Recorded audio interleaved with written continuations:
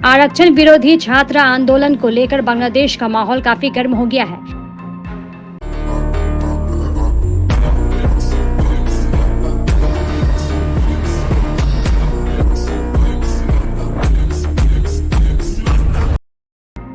इस आंदोलन के कारण बांग्लादेश में उथल पुथल मची हुई है।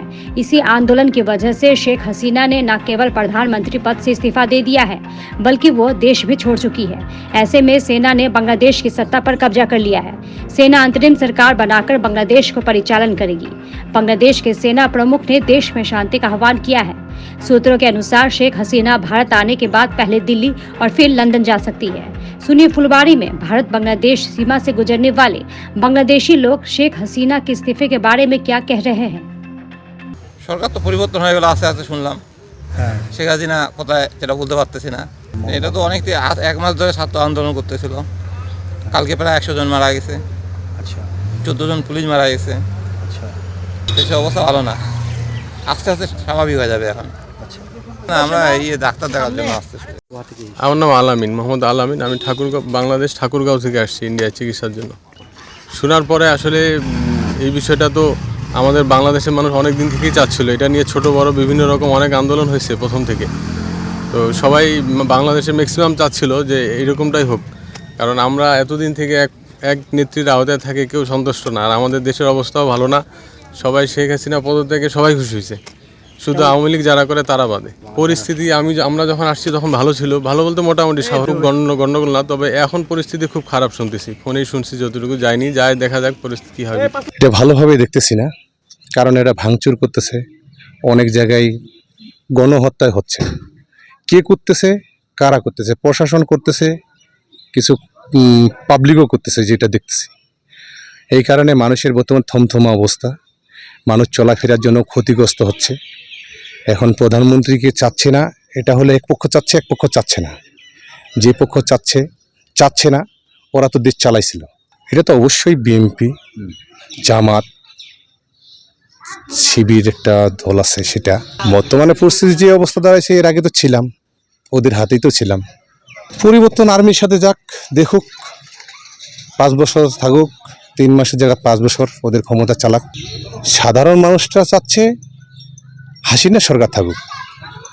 আর যেটা ভাড়াটিয়া অর্থনীতি ব্যয় করে আসতেছে, যারা ব্যয় করতেছে, যারা দিচ্ছে, তারা ভাবতেছে যে সরকার পতন হোক। ওরা যদি না থাকে তাহলে জ্বালাও পুরা কি ছাত্র করে? পাকিস্তান আছে, পাকিস্তান তো 100% ওখানে আছে। মদত করছে ওরা তো ওরা তো অবশ্যই আছে। চীনের ভূমিকাটা পাওয়া যাচ্ছে না, তো পাকিস্তানের ভূমিকাটা হলো জামাত। আর পাকিস্তানের ভূমিকা আসছে চীন থেকে, তো অবশ্যই পাকিস্তানের সাথে জড়িত আছে। সে বর্তমানে অবস্থা আগের থেকে স্বাভাবিক, এখন ভালো আছে। আজকে বাংলাদেশ সরকারের সাবেক সরকার সে রিজেন দিছে, এখন একটা অস্থায়ী সরকার গঠন করার জন্য আপ্রাণ চেষ্টা করতেছে। ইনশাল্লাহ এই 2-4 ঘন্টার ভিতরে একটি সমাধান হয়ে যাবে। সমাধান হলে বাংলাদেশ একটা শান্তির অবস্থানে বসবাস করবে। এইটা বাংলাদেশের একটা মানসিকতার যে অবস্থা, যেই সরকারই আসুক না কেন, এইভাবে একটি 20-25 বছর পরে একটা অরাজকতার সৃষ্টি হয়ে এইভাবে আবার আরেকজনকে চলে যেতে হবে। এইটা বাংলাদেশের জন্য একটা ভালো লক্ষণ না। একটা স্থায়ী সরকার না থাকলে সে দেশের উন্নয়ন অতদূর স্থাপিত হয় না।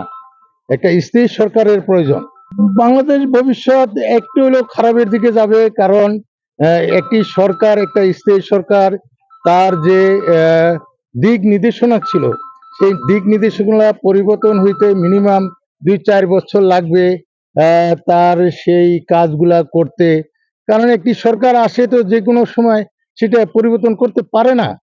যাই হোক, এখন যেহেতু দেশের মানুষ আমরা এটা চাইছি, এখন পরিবর্তন হয়েছে, যারা দায়িত্ব নেবে তাদের কাছে আমাদের দাবি থাকবে তারা যেন সুন্দরভাবে আমাদের দেশটাকে একটু আগায় নিয়ে যায়। এই মুহূর্তে আমরা দেখলাম যে ওই কিছু লোক তারা একটি আনন্দ মিছিল, পক্ষ বিপক্ষে থাকবে। এই পক্ষে বিপক্ষে থাকতে যাই একটি আনন্দ হইতে পারে, একটি আনন্দ করতেছে তারা শুধু।